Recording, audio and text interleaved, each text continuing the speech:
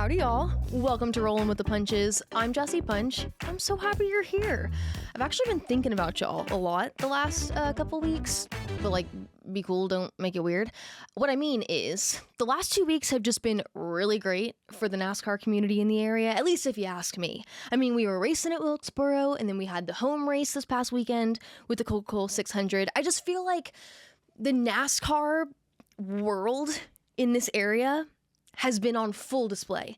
And personally, getting to camp out at Wilkesboro and spend as much time at the racetrack as I have, I've been very fulfilled. I've made a lot of new friends. I've been just right there in the middle of the racing community. It's where I want to be. That's what I love. That's what I love about this sport, is just being part of the fan base and relating to people on loving NASCAR. There's a lot of great people, I guess I should say, that watch NASCAR. And I got to spend a lot of awesome time with them over the last 2 weeks. TLDR, that's what I'm trying to say. And Wilkesboro was really fun. I camped out. Arguably the best camping spot in all of NASCAR. I would say that. I've camped one time, and I would argue that with you. Find a better camping spot. Fight me. I'll meet you at the Applebee's on Crawford Road. It's a deep cut reference. If you get that one, hit me up, because that's a good one. But this weekend, we're going to Nashville, which means the good times keep on a-rollin' for J Punch, because I love Music City. I'm a Tennessee girl. I love country music, which is why I have prepared for you guys a few bars of my go-to karaoke song, Redneck Woman by Gretchen Wilson. No, I'm just kidding. I unfortunately cannot perform Redneck Woman for you guys right now on the podcast. You know, there's rights and things that go into that. But I am looking forward to, fingers crossed, some karaokeing this weekend in Nashville. Something else that I personally am looking forward to this weekend in Nashville is wearing cowboy hats. If you know me, you know that I am a hat girl. At my core, I am a hat girl. Have always been. Baby pictures of me, I've got a hat on. I love a cowboy hat. I've got a plethora of them in my closet, Webster word of the day. But wearing a cowboy hat is iffy depending on where you do it. Because as much as I love hats, I also hate drawing attention to myself in a lot of scenarios. And so if you wear a cowboy hat in Charlotte, that's oftentimes what you're doing. If you wear a cowboy hat in Nashville, you blend right in. You're almost like paying more or drawing more attention to yourself if you're not wearing a cowboy hat in Nashville. You know what I mean? It's like wearing pit vipers at a nitrocross event, or like wherever else everybody wears pit vipers too. You know what I mean? They're out there, those events. You get what I'm trying to say. I'm going to be very happy this weekend in my cowboy hat. So if you will also be in Nashville in your cowboy hat, be sure to say howdy. All right, this week's interview, if I'm being completely honest, is one that I have thought about a lot, actually, since having this conversation. My guest this week is Ryan Flores. He is a crew member for Team Penske, a tire changer. He's had a tremendous amount of success on pit road, including the 2023 Cup Series Championship with Ryan Blaney. But he's also the co-host of the podcast Stacking Pennies with Corey LaJoy. No free ads, but gotta do it. No, I'm just kidding. It's all love. My point is, you've probably heard from Ryan recently because he's been on Stacking Pennies. I've gotten to know him as he's become more involved in the NASCAR media side of things. But having this conversation with him, I got to know him on a completely different level. It really meant a lot to me that he opened up the way that he did. And you'll hear him say, I think he opened up in a way that was kind of unexpected to him a little bit. But I genuinely don't believe in coincidences. So let me preface this interview by saying, right before we got started, you'll hear us start the conversation talking about some of the things here in the studio and Ryan pointing out the pillow on the sofa. But we had just had a conversation where he noted a frame on the wall behind me. And we've had a ton of people in this studio. No one has ever pointed out this frame in particular. I have a very large Richard Petty autograph above me over my left shoulder here, but it's made out to Alex. So he asked about the autograph. So what's the story? And Alex was my brother, my half brother, who passed away a couple years ago. So we had just had that conversation, which is not one, to my point, that I have with many people, or really ever with anyone. And then we move on into the interview. Well, you'll hear Ryan start to open up a little bit unexpectedly about addiction in his life and in the lives of people that he loves. And that is how Alex's story went, was addiction. So I'm not gonna tell you, the interaction, because you'll hear it here in a minute, but I just believed that conversation happened for a reason. So we finished the interview and I'm talking to my mom and I'm telling her about how great this interview is. And she points out to me that the day that we sat down and talked and had that conversation would have been Alex's birthday. So again, I just don't believe in coincidences. I genuinely feel that my brother, Alex, had a hand on facilitating and having this conversation. He thought it would be important that we touched on that in this interview.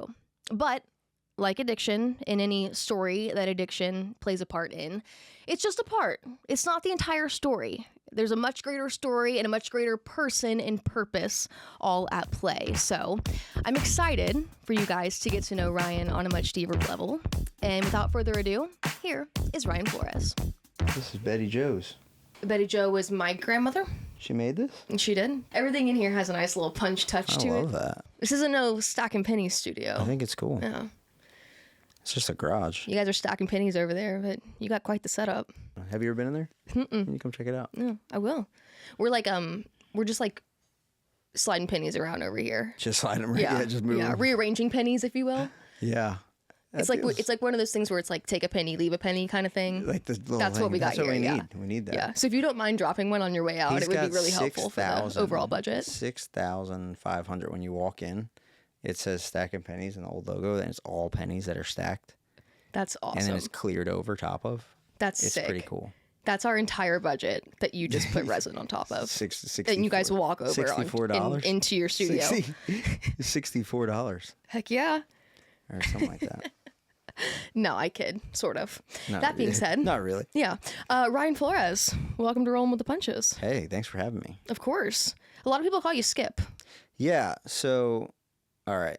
I get that question. I got that question yesterday. I get it from people in NASCAR a lot. Do you want to be called Skip or Ryan? And I'm like, I don't care. They're like, pick one. I'm like, well, then just call me Ryan. So you've spent time on the modified tour. Mm-hmm. Everybody's Skip, Harry, Gary, yo, Cuddy. Well, my dad would say, yo, Skip. Well, the two brothers that I raced with, the Molesworth brothers, they don't race anymore. One lives in St. Thomas. One lives in L.A. Patrick had won the Legend Car National Championship. Duncan was great. They were both really good race car drivers, and they moved to North Carolina to be race car drivers from New Jersey. I met them in New Jersey racing quarter midgets. My dad would say Skip all the time because we were modified guys. They thought that was my nickname. They were the only people that ever called me Skip. Nobody else ever called me that. But when I moved down here with them, we moved into Mooresville out of high school. They moved down here to be race car drivers. I moved down here and just lived on their couch. I met a majority of my friends now, Corey, Joe Logano, Brandon McReynolds, through the Molesworth brothers, whether it be at the summer shootout or just around Mooresville and Concord. So they would call me Skip. So then all the people I met here would call me Skip, and then it just kind of snowballed. And then Corey would call me that. So then on the podcast it started. So then it just gained legs. So people like back home where I grew up are like, what the hell does that mean? So I just go, yeah, man, I've been called a lot worse. So I just roll with it. It's like the nickname that people thought you were given, but you were never actually given. And then they kind of gave it to you by thinking that it was your nickname, and it just took off. Yeah, it was just a miscalculation by the Molesworth brothers. The classic modified tour. I'm sure you hear many nicknames on the modified tour, and I've heard some really bad ones. So Skip is fine. I don't love it when like I'm racing Bowman Gray and Matthew Dillner calls me Skippy, like the peanut butter. I'm like, that's different. That makes me feel a little soft. Skip is like an adult. Skippy is like, driving his first race car. Yeah, it's up to interpretation, I guess. Skip could be like a boat skipper. Or someone skips rocks. I don't know. There's a lot of different stuff. To your point, it could be worse. Could be worse. See, it's funny, though, to hear Skip when you say that as a modified nickname, because that is such a modified nickname. Like, down here in the South, it's like Bubba or Brother Bean. Yeah, or, Skip is very much a Northeastern Hoss. nickname. Hey, Hoss. Indeed. Yeah. Yeah, that was... I mean, when I raced Stafford for a little bit, and I was around Waddell, everybody was Gary. It took me a while to be. I'm like, yo, Gary. Woo. I'm like, why is it? I like it. Gary. I like it. Gary. Gary. But I'm like, why is everybody Gary? He's like, oh, I worked with this guy at my township job, and he was a dumbass, and his name was Gary. So then, if you're being dumb, I just call you Gary. And I'm like, well, that makes total sense. And it's like a way to tell somebody they're dumb without telling them. I like it. It's kind of like there's this episode of South Park where there's a character and he's a giant and his name's Scott, but he's kind of a dick. So he's a giant dick. And they're like, oh, don't be a dick, Scott. So it's kind of like synonymous. If someone's being a dick, you can just call him Scott. South Park. That works in my world, at least. I feel like, speaking of, I've used a lot of South Park references here lately because I've been to 4 or 5 weeks of racing at Bowman Gray. And I tell them, I'm like, the driver's meeting... It's like a South Park episode, but I like it. I enjoy it. It's a listening opportunity, a listening session for me. I don't really speak much, but that's what it's definitely the madhouse. It's a listening and a learning opportunity, I'm sure. It definitely. You learn a lot down there.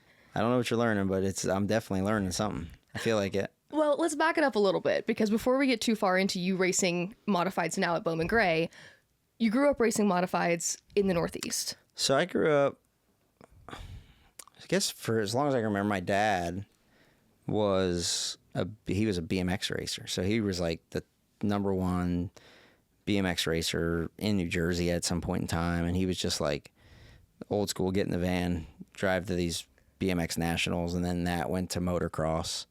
And then through motocross went to race cars at Wall Stadium. I grew up probably like a mile from Wall Stadium. So that was all before me. And when I was born, my dad was racing street stocks at Wall Stadium. So inevitably, I just grew up going to the racetrack, and the street stock guys were like my idols. My dad was okay. He won like not a lot. They had a lot of fun. He won like 3 features. I remember just that nervous feeling of like watching him race and not wanting to watch. But I started racing when I was 5. He got me a quarter midget, 5 or 6. There was a quarter midget track behind Wall Stadium. Got me a quarter midget. So that, as the deeper we got into that, the less he was racing and the more I was racing. And then, so I never, the modifieds were like relevant there. And as I got older, we didn't have much money, and we were blue collar guys, and we all worked out of a junkyard, which was called, there was a Blewett's junkyard, and then there was Osborne's right next door. The Blewett's own all of it now, but they worked out of Osborne's junkyard. And I'm sure you've heard of Jimmy Blewett, and if you've raced in the Northeast, Jimmy and John Blewett.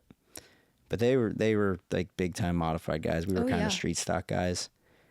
And it wasn't until, I was 14 years old.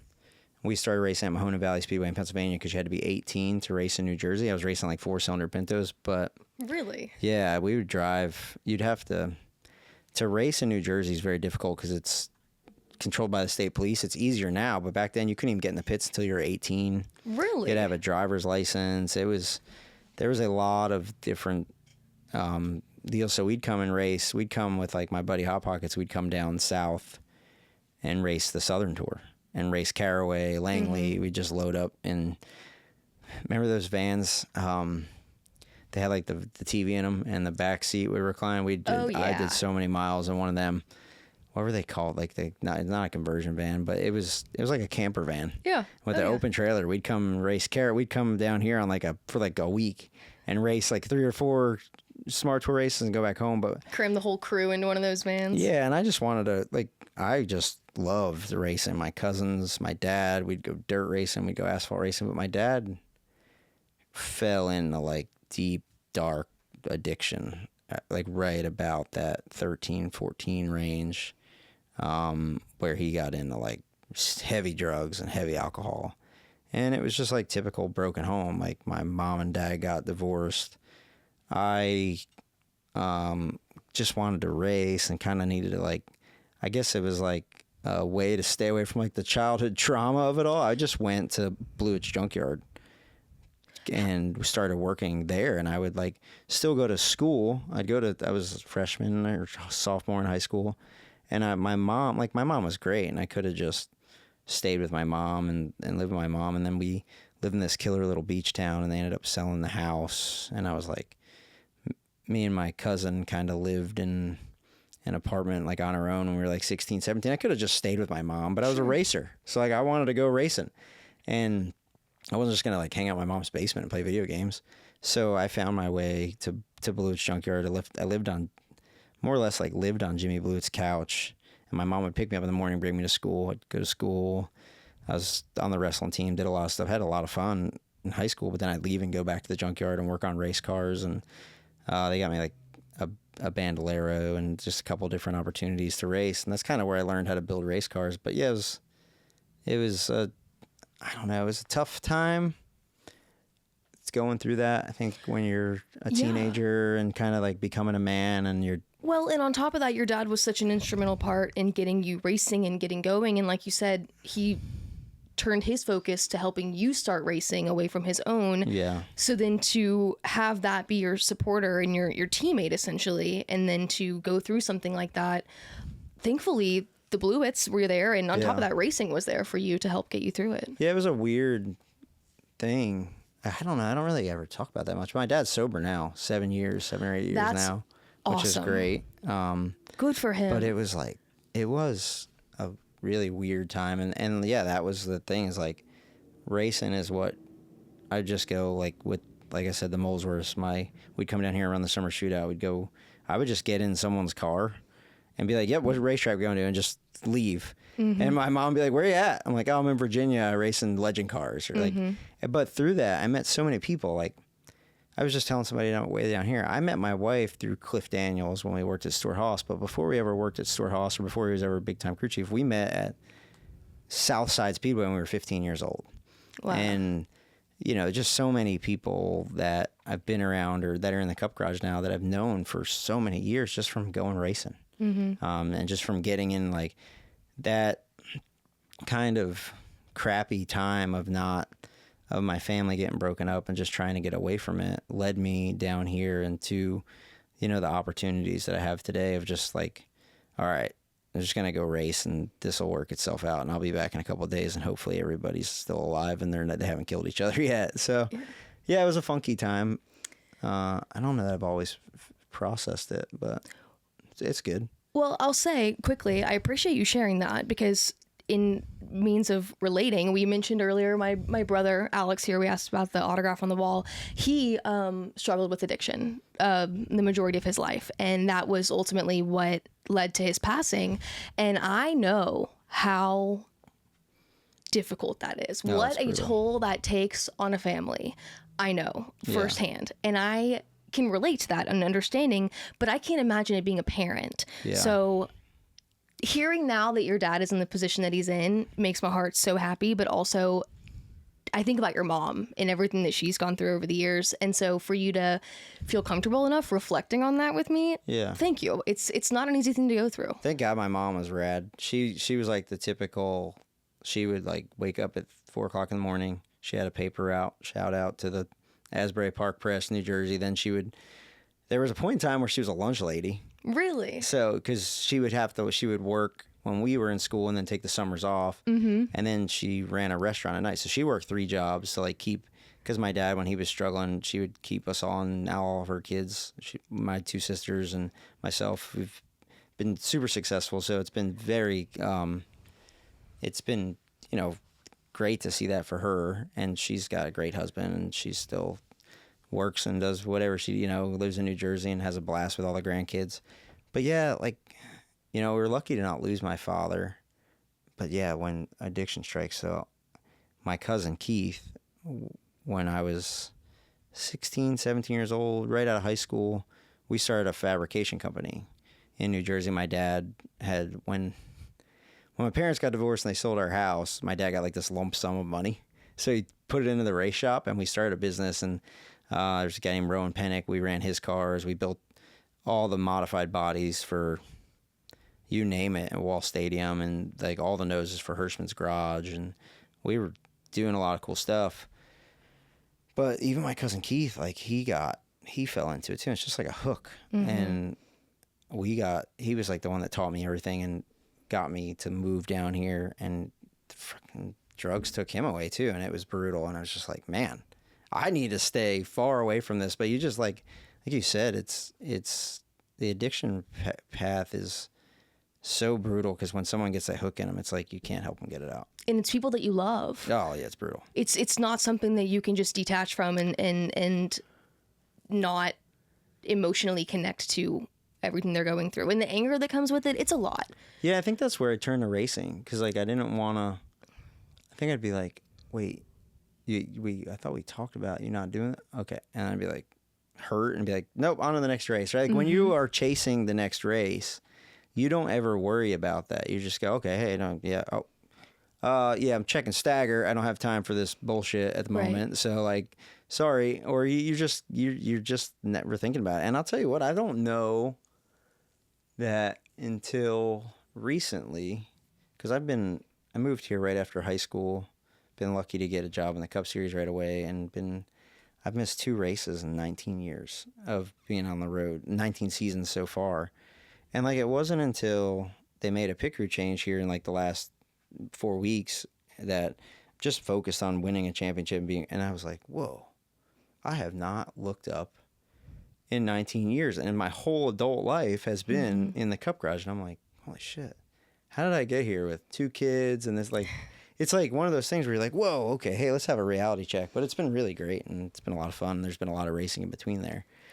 But yeah, I look back at that and think about those times of just being lost and being like literally having no money and being like, yeah, we're just gonna go race and we'll figure it out. It's gotten us here, so it's been great.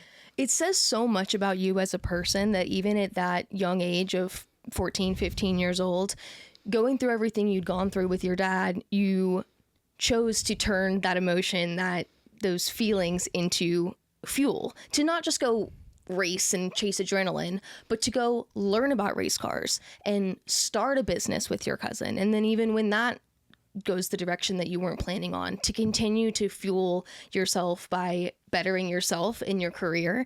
And it shouldn't be glossed over that you did all of that in the Blewett garage, because for people that aren't familiar with the modifieds, I mean, that's like saying I spent my afternoons hanging out. It'd be like going at Hendrick. Exactly. Like learning how to build race cars. Like, you learned about modifieds from the people that created this series. Oh, and it was tough. Them boys are tough. And the first time I ever walked into Blewett's to work, Jimmy Blewett and Richie Evans Jr. were screaming at each other. And John, God rest his soul, just had enough of it and chucked like a 3.5 ton jack. And he was like the most average looking human. And he just like threw this thing like a Frisbee. And I was like, oh, this is mayhem. And it was so cool because we were in a junkyard. And if you're like a racing kid, you're in a junkyard, like, it's just fun to see what comes in out of the junkyard. And then the race shops in the junkyard, and everybody had their cars. We had this big Quonset hut, and everybody had their cars in there, and you were winning all the time. It really taught you what it took to win. And I remember just going to the racetrack, and when I got down here, I didn't realize it when I had first moved down here. But they're like, you know how to do tires? I'm like, yeah. Okay. Do you know how to set a car up? Yeah. Do you know how to fabricate? Yes. Can you weld? Yes. Can you spot? Like, yeah. And they're like, how do you know how to do anything? I don't know. We just had to do all that. Is that like dude, does not everybody know how to do this? And they're like, because I remember like I was like 15 and John was like, hey, my Spire didn't show up. You have to go spot. Here's the radio. Go spot. And I was like, what button do I press? Right. And it was just like something you just had to do. If you wanted to race, you just had to do all of it. And those guys were brash.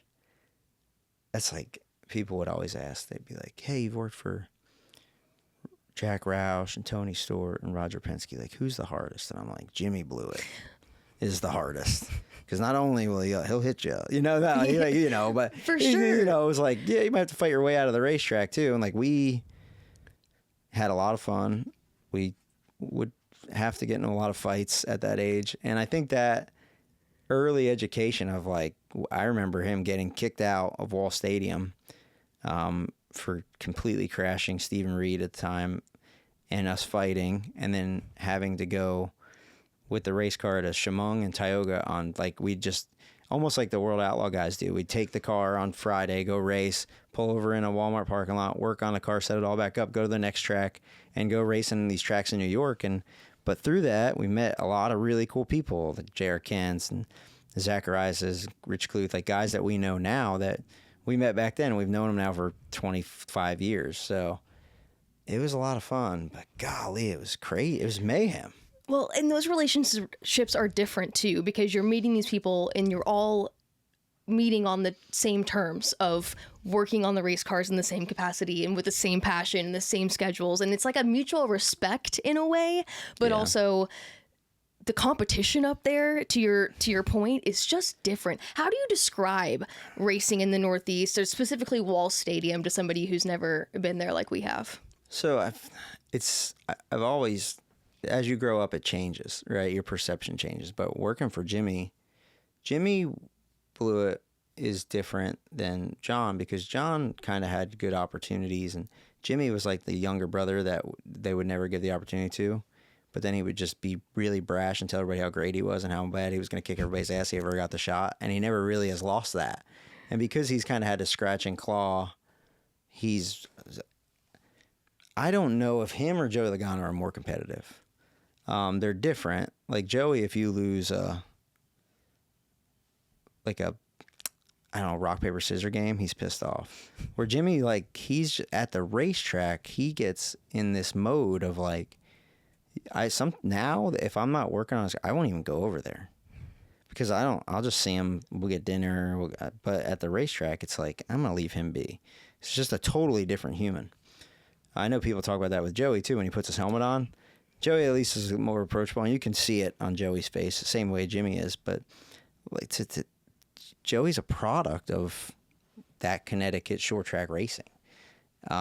People forget that because he moved down here at an early age, but the Teddy Christophers in the world, and that's where he grew up around, in that racetrack there in the Northeast. It's at Silver City, the corner of the track. I mean, the guys that have come out of there, Gravel, Priest, James Foley, you name it, they all came out of there. But it's just like there's a grittiness to the Northeast racing, grittiness, a little bit of a brashness, but there's also like something about being at Stafford on a Friday night in August when you race and you got to put your sweatshirt on because it got a little cold out at night. But, it's just like, it's like a little bit of magic up there in the Northeast. And man, the passion, people are just so passionate about it, that I think the passion is what fuels all the other stuff. Mm-hmm. The grittiness, the brashness, and then the fun times. I mean, I'm sure you've been like to Merck's with everybody during speed weeks, or one of the bars up in the Northeast after the races. It's like everybody kind of hates each other, but they all kind of love each other. Exactly. It's the community. It's exactly what I was getting at, with this like mutual respect, but also like none of it at the racetrack. No. I get it that you're here, and I can see why you're here. Yeah. That's cool, but yeah, that's it. Yeah, they kind of all hate each other. But if they get a flat on the way home, you'll pull over and help them out. But to your point, it's like people can say that about the South. We race hard and the passion and everything. It's like, yeah, but it's almost like up there, it's everything without the air of the Southern hospitality. There's like an air of Southern hospitality down here that comes with, I'm going to bless your heart before I wreck you. Up there, it's like, I'm just going to wreck you. So people in the South act like they like you, but they actually hate you. Exactly. People in the North act like they hate you, but they actually would like you. So it's like it was hard for me to figure that out. Because like in the North, they'll just tell you, like, I tell everybody all the time, like, when I'd go to work at Blue, it's like, they just tell you you're a piece of shit and you suck first thing in the morning and get out of the way. Right? Because that's just like junkyard dogs, right? But down here, they'll be like, man, you're so great. Everything's so good. And then you'll turn your back and be like, fuck him.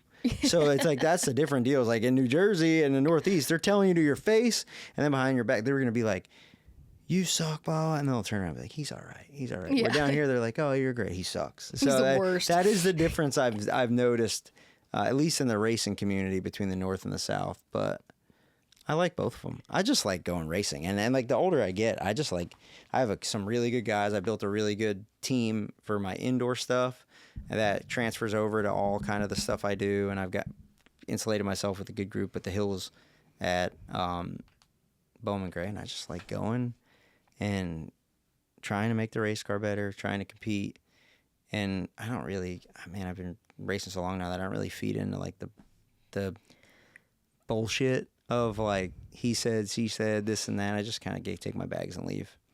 So you mentioned coming down here to the South.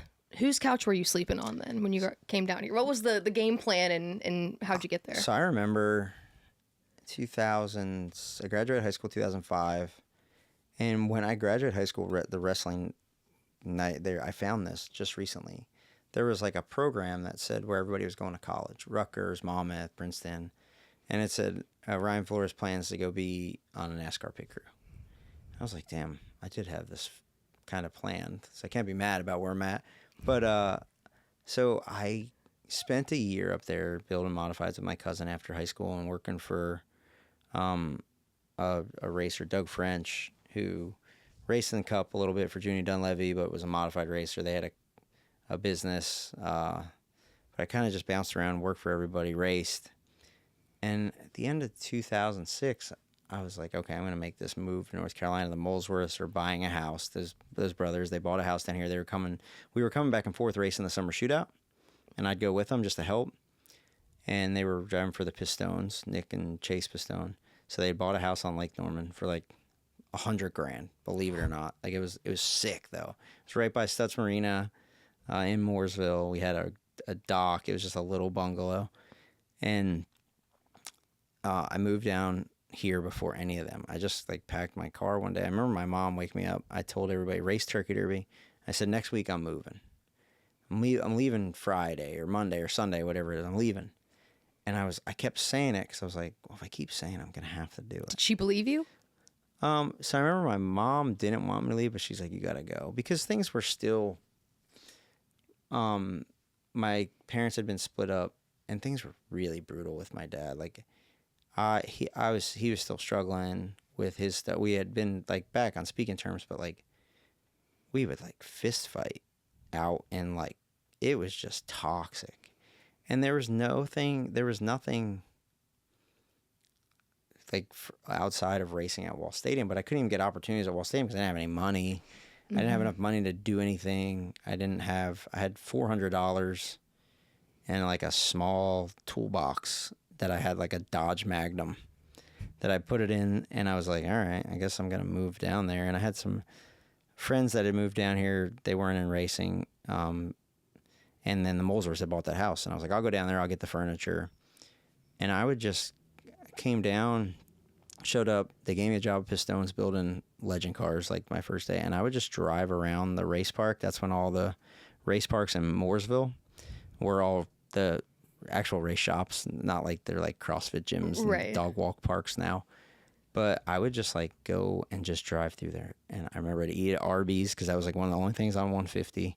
And I would just drive through there and be like, I want to work here. I want to work there. Oh man, maybe one day I'll get into one of these teams. And I went and had lunch with a friend of a friend at Subway in Mooresville off 150. And while I was in there, a guy named, they call him Lumpy, he worked at Roush. He came in, he worked at the truck shop, and he's like, oh, hey, this kid's looking for a job. You need anybody? He's like, oh, drop a resume off. So I would drop these resumes off everywhere, and Roush called me back. And I had been here a month. And my goal was to be on an ARCA team and try to be on a cup team by the time I was 25. I was 19 at the time. And I got a call back from Roush, and they're like, yo, nobody has done half the racing you've done. Like, we'd like to give you an opportunity in our cup shop. And I'm like, what? Because it's like you said, you didn't even know at the time the experience that you had compared to other people. I was just racing. Yeah. So they're like, yeah, we'd like to give you an opportunity to be a fabricator in our cup shop. Can you start Monday at 6 a.m.? And I was like, oh, sure. I didn't know there was 2 5 o'clocks in a day. Like I went from being 19 on the Jersey Shore, partying with my friends, like just having a blast, moving to Mooresville. We had this house on the lake. There was like 3 of us. I was the oldest one. I was 19. We were just having a blast, and I was like, oh, no. Okay. Yeah, I'll be there. So I'd wake up at 5 o'clock in the morning and take the train. It was a little bit hard. There was no roads to get from the Brawley School Road where we lived in Mooresville to their shop in Concord where Roush is. I started there, and after 6 weeks, they hired me full time. And that first 4 years there was like my college education. So at 19, I got on the Cup team, building the cars. That's when Roush had 5 cars: Carl Edwards, Greg Biffle, Jay McMurray, David Reagan, and Matt Kenseth. And What a time. it was great. It was the transition year between the COT car and the old car, so I got to work on both. And I literally went in there and I could like build some stuff on the cars. And when I left 4 years later, I literally I could aluminum weld, MIG weld, TIG weld, build anything in the fab shop, go on the road, do tires, be a mechanic, taught myself how to change tires. I mean, I was like in college education in racing. And I was really, it was tough. It was hard work. We worked a lot of hours at Roush, and like all the bad stories that you've heard about Roush being like military, I lived it. It was the time where like if you were late or you didn't clock in, you'd have to work on Saturday. Like it was Saturday detention. Like it was very like militant. But I needed that at that point in my life. I was going to say, is that something in hindsight that you are appreciative of, though, now? Did it give you some sort of structure that you don't think you would have? Yeah, I think so, for sure. It definitely gave me structure that at the time it kind of sucked because, like, saw a lot of my friends having fun or out partying, and I couldn't. I just have to be up and at work, and It's like when you're the college athlete of the group in your friends at college, at school. You have the one that has the schedule and they get to kind of party and do the side thing. It's the same idea. So, yeah, that's a good way to put it. I would just go, but like I look back at it now and I'm like, yeah, I wish I never worked in the shop. And I'm like, oh, I needed to. I didn't have enough money. I had to get my legs under me, and that I had to do it the hard way. So I am appreciative for that. And it set me up to be successful, even to where I am today. The work ethic that I learned, there were some really great guys and great fabricators and great people there, and great tire changers that I learned from. That was like the Killer Bees era. And just to be a fly on the wall for that and be able to observe and understand, what it takes to, the Bluets taught me how to win. And if you understand how to win, even at the short track level, it carries over. Winning's not for everybody. We say that a lot, right? But I learned what it took to win, and when I, was able to get on a good car once I left Roush to be, part of Tony's 2011 Stuart Haas team, it was like, yeah, I feel comfortable here because I've put the work in. When you say the Bluets taught you how to win, I know that took years and years, but what can you tell me about what it takes to win? Well, it was just, one, it's preparation and the work in the shop, but two, it's being comfortable in those positions. Like, when you're there's some people that when they're leading and there was a restart, they're not going to finish it off. And there's other guys that when you're up there, they're like, and there's this guy, write the check, right? You're not going to get by him. And there's just a different mindset and a different, I think Roger Penske calls it the will to win. But it's scary to be that person that, it's scary to, it's like, I talk about this a lot. There's a tale of two, with pit crew guys, there's a tale of two careers of wanting to be the man, wanting to be on a championship car, wanting to be the guy when the caution comes out at Darlington with 5 to go, that you're the guy. But then, wanting to be that and being that are two totally separate careers. And I heard one of my teammates say it, man, it's way harder to stay here than it is to make it here. So just that consistency of putting yourself in those positions, having the grit's not the right word, but I don't know, having the balls to be a winner is not for everybody. Like having to be comfortable in those positions and to go there and to expect to win. Not a lot of people do that, right? Comparing the Bluets to like Jimmy Johnson, right? But like not a lot of people are Jimmy Johnson. Nobody could be. And not a lot of people were John Blewett the third or Jimmy, right? When you show up, that you got a great driver, a great team, and the best equipment that you could get, right? You have, because you have a great driver and a great team, you have the other things fall in line. And yeah, I don't know. It does take a certain sort of person. It's a great question because I don't know exactly what it is. I don't know exactly how to frame it into words, but you can see when someone has it and doesn't. Definitely. I like the way that you did put that, though, when you said it's about being comfortable in those moments, because those were when you would be the most uncomfortable. And every given weekend there's only one winner and there's a lot of losers, so it's less likely that you're going to be in these positions. And when you're put there, it's the idea of being so prepared that you're comfortable with this unusual position that you're in. Yeah. And when you kind of put that out, like I grew up playing soccer, so to me I think about like when you said you want to be that person. It's like when you're in the box and you want to be the person that they kick the ball to for the game-winning opportunity. Like, this is it. Like, you had the shot. It's like everybody can say you wanted that chance, but did you actually genuinely stand in that box and think to yourself, I want to be the person to have to take this, or I wanted to be on the line, to take the winning free throw? Like, do you actually feel confidently enough that you want to be that person? That's a good question, because it is a different type of mindset to be that kind of There's person. Nothing like the Final Four race at Phoenix. And I've been in 3 of the last 5 of them. In 2020, we lost it with Brad because our team as a whole was not prepared for the moment. And we should have won the championship. We had a terrible day on pit road, and we pretty much handed it to Chase Elliott.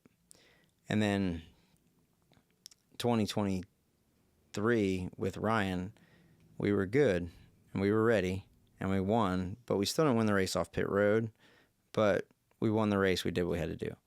Last year with Ryan was the most comfortable I've ever been. And it was just like another day. We crushed it. We won the race off pit road.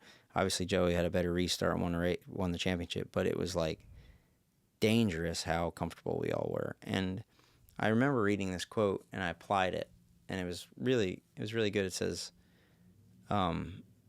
gratitude and anxiety live in the same place of the brain, so you can't be both at the same time. So I remember standing on the wall and thinking back to the times when I'd just get in somebody's car, and thinking back to, moving down here with a small toolbox and no money, and go, this is exactly where you wanted to be, so what are you worried about? This is this is exactly what you wanted, so let's go. This is this is everything I asked for, everything I wanted. Why are you going to be worried about? Why are you going to be nervous? And everything you've worked for. That's it. It's like It's like the payoff, right? It's like I use this a lot. It's not the goal. It's the result of all the work you put in, right? And then you end up winning the championship. So that's been the biggest thing of learning, of how to be a winner. And like I said, I wish I had a better way to articulate that, but I don't.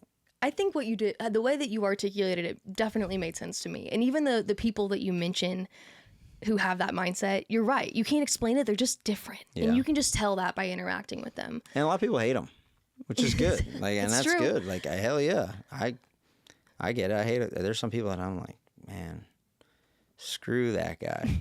But if I want him on my team too. But dang, he's good at what he does. Yeah. Absolutely. So you were driving race cars, working on race cars, now working on a cup team. At what point then in all of that did you make this mindset switch to wanting to be on the crew side of things? So when I got to Roush, I remember being like, oh, I checked that goal off pretty quickly. What's next? Someone's like, hey, you should try changing tires. And I was like, oh, okay, yeah. So I went, and we would go after work and just hit lug nuts till my freaking hands would be bleeding. And I would just keep going out there, and then they kind of would have me out at lunch. They called it a lunch bunch. We'd go eat our lunch real quick, then go out there and practice. Still taste those terrible sandwiches I made to try to scoff down to get back to work. So there was a watershed moment. I know exactly when it was that I was kind of doing everything. I just wanted to be everything. And Jamie McMurray, I was working on the 26 Crown Royal car. Jamie McMurray was driving it. He left to go drive the one. And remember I'd given like, it didn't even matter. They didn't even care if I was there or not, but it mattered to me. I'd given Donnie Wingo my word that I'd be on the 6th car, but I wasn't even doing. I was a fabricator, and I'd just go there and like hold the pit sign. But I thought it was important at the time. But Jay McMurray's crew chief, Bono at the time, called me. He's like, "Yo, Ryan, you want a job over here on the 1 car? Like, you can come, be the tire guy." And I was like, "No, I'm gonna stick around at Roush." And I gave him my word. It was the wrong move. And then he goes on. He wins Daytona 500. He wins Brickyard. He wins Charlotte. I was like, you know what? I could have been a tire guy and been a road crew guy and won all that. I'm shifting my focus to being a tire. I'm going to be a tire changer. I'm going to go all in on this. And I went to Martinsville to help a friend on a truck, and I saw Bobby Hutchins, who we used to race the Smart Tour with when we'd come down and race modifieds. I said, "Hey, Bobby, I'm Ryan. I don't remember me." He's like, "Oh, yeah." I said, "Hey, I really want to pursuing being a tire changer." He said, "Well, come over for a tryout." Went over there for a tryout, and they hired me at Stuart Haas. I was their first backup tire changer they ever had, and I worked in the aero group. So I leaned on all of my strengths, fabricator, mechanic, and tire changing, to be able to get a shot, because I wasn't good enough as just a tire changer to like make any money doing that. So I had to like work in the aero group, which was awesome, work on the cars at the track, and like be a picker guy too, to make it all work and to make enough money to survive. But just legging that out, I got to be part of some really cool stuff there at SHR the 3 years I was there. It's funny to hear you kind of frame it like that, though, and say, I wasn't good enough on the tire changing side, that I was able to lean on other things. And the reality is they were probably looking at you going, here's a kid that he can change tires, but he can also do all these other things on the road. So we can send this one guy, and he's helping us out tremendously. Yeah, and that's the value why they even kept me around, right? Because I probably wasn't valuable enough as a tire changer early on to keep me or to have a career. That was like, I think, coin a term from another changer, Justin Fiedler, all heart, no talent. That's kind of what I was for my first little while doing it. And I was also scrawny, and when you get kind of labeled as a guy that can't do it, you kind of stay there. You have to break that. And I was able to do that at Stuart Haas. Got on a really good Xfinity team with RAB Racing. Alex Bowman that drove his car, his first ever Xfinity start. I had a loose wheel. I felt terrible about that. I changed tires for Travis Pastrana. And then Danica came over. I changed tires on the 10 car for Danica and Travis Pastrana at the same time. It was like the two most famous people ever. And I was changing tires for both of them at the same time. And probably couldn't be more different as well. Yeah. It was really cool to get to do that stuff. And then I got an opportunity the next year, which was 2013, on the 39 with Newman. So that, playoffs, and that came a whole new iteration. And then from there, kind of saw it right on the wall and went to Penske, and I've been at Penske for 11 years. And it has not been it's been a bumpy ride at Penske. I got hired there to be on the 2 car. Got there, did half a stop at Daytona 500. Couldn't figure out their pick-ons. Got pulled off the car in the middle of Daytona 500. But, it looked very bad at that point in time, but it was a blessing because I got to meet some of my best friends, and we pitted that 22 Xfinity discount tire car. We won 5 championships. Who the hell knows how many races we won with that. And then was able to change tires for the Wood Brothers when Ryan drove it, win 99 with them, and start the 12 car, bounce back and forth. So I've had a great career at Penske and won a lot of races, a lot of championships, Daytona 500, 2 Coke 600s. Like it's been really cool. And that Xfinity car, getting kind of, people would say, get knocked back down to it. But it was a blessing because, man, we got to do so much fun stuff. And even when Brad had his truck team, all the guys that came through trucks, Tyler Reddick, Ryan, Chase Briscoe, we built relationships with all those guys that are now in the Cup Series through pitting their trucks and different things. That's an interesting story, and I'm glad that you actually said that about the concept of, going down or taking a step back, really, because we see that all the time in racing. This is such not a linear sport. It's back and forth all the time. And really, you can look at it like that as taking a step back or getting knocked down. But it's really just a changing course. And I like the way you framed that, too, because I'm sure for you, I don't want to say success came easily, but you moved down here and as you framed it, you all of a sudden are working on a cup team. And then what's the next challenge? And what's the next challenge? And so to kind of have to hit a moment where all of a sudden you hit that wall and somebody says, whoa, like, Happened take to it me a back a month notch. ago. Yeah, happened to That me a had month to feel ago. earth shattering. You know, the first couple times it does. I was really, I'm like, as you get older and you have kids, you just inherently get more mature. And I've been molded as a human by this sport. Like, I have lived it every day. And then when I'm not racing in the winter, when we have off, I go run my own race team indoors, right? So, like, I am all in as a racer. I don't like calling myself that era, but that's like when I look back, when I take back and like take a huge look at it, I'm like, okay. So the number one thing I think that you can be as a racer is just, I always say it, we have to win with what we have. We have to win with who we got. So like, I get a phone call after Bristol, our team's struggling, and they're like, hey, we're going to swap you out. And I was like, okay, well, I had every right to feel wronged, to throw my numbers in their face, say, hey, it's not me. But for what? I said, okay, what time do I practice? Who do I go with? Okay, you're on Zane Smith's car now 3. Okay, how can I go in here and make an impact? How can I make these guys better? Like when I was coming up, there wasn't always guys that were really like, I wouldn't say nice, but that were really welcoming to like, they would just tell you, hey, you're never going to be a tire changer, you suck. I got that a lot. Give up. Nobody, like people just telling you all the time, just point blank, like, hey, you're never going to make it. You're not good enough. Only you can decide that when you're done, right? We've had it. I see it on every, whether it's a mechanic, a driver, on the talent side, on air. Like I see it everywhere. People just want to tell you, like, hey, you're not good enough. And I dealt with that a lot early on in my career, but I leaned back on the, I would look at them and go, okay, I've done way more racing than you have. So who the hell are you to tell me? And a lot of the people that told me I would never make it are out of the sport. But I remember how that made me feel. So I've made a distinct decision in my career to be an asset to young guys and to be a guy that when I come back, like I see people all the time that come back that in 20 years of doing this, that you see that were good or thought they were good, and people see him and they go, hey man, kind of roll their eyes and go the other way because he was a dick. And then you see guys that you're like, hey, like no matter what, no matter how many races you win, no matter what impact you have on a team or how good you were, people are just going to always remember how you made them feel.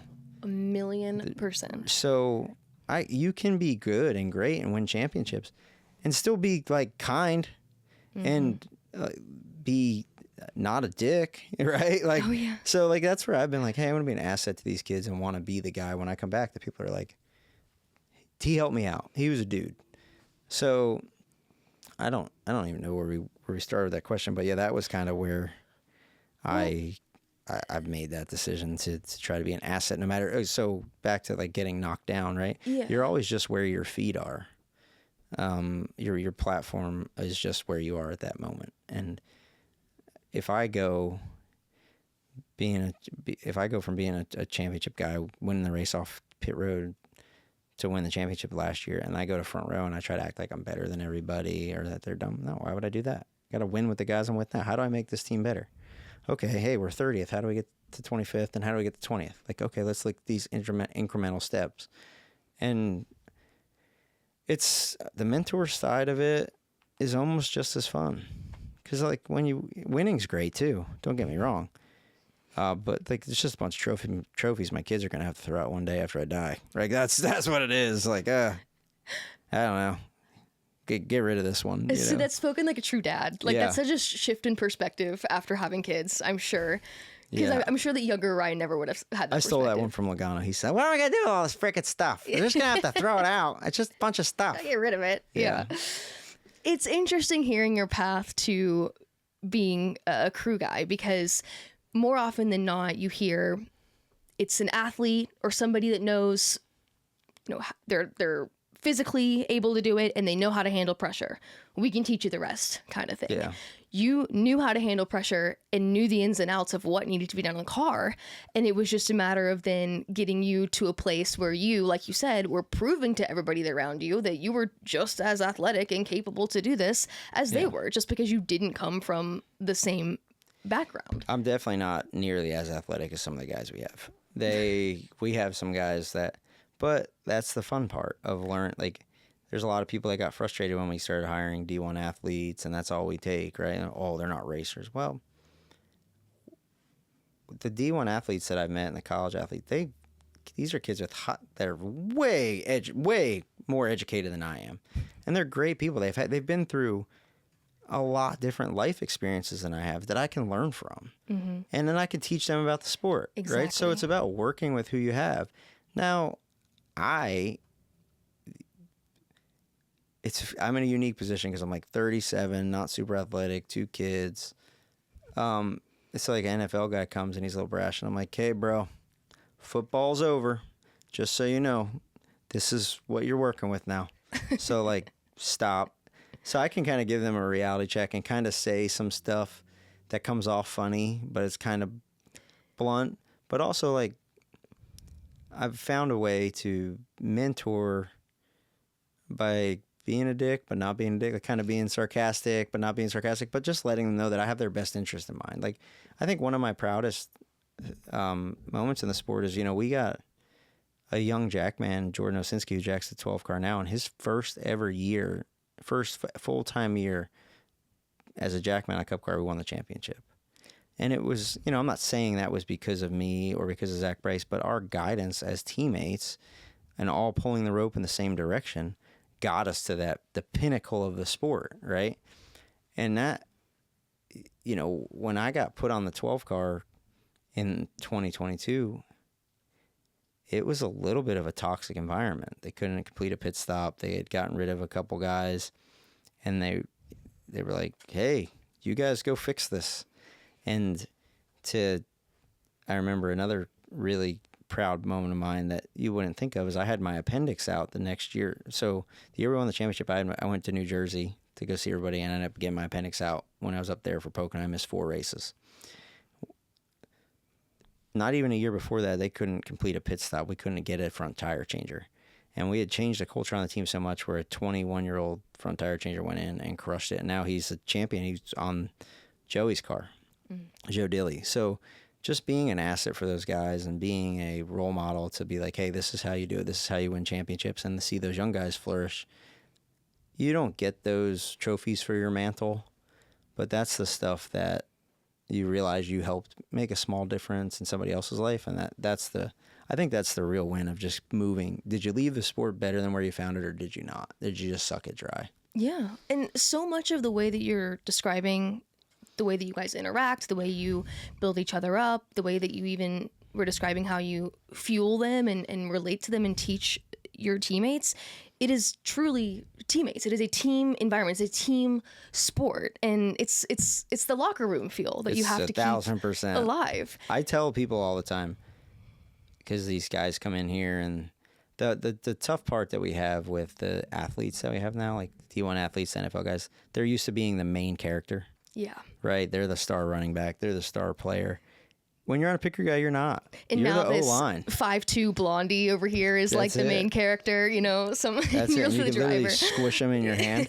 But you're not. I tell them all the time, the winning's great, everything's great, but it's more about finding 4 dudes that you like riding around a minivan with, because that's like 90% of it. Being at the racetrack, people will see you on camera, but it's about the guys in the background that you're spending 99% of the time with, and no one ever really sees. But like, those are the relationships that matter, because it can feel like a 36-week vacation with your friends, or it can feel like a 36-week prison sentence. Right. So put yourself in the best position you can.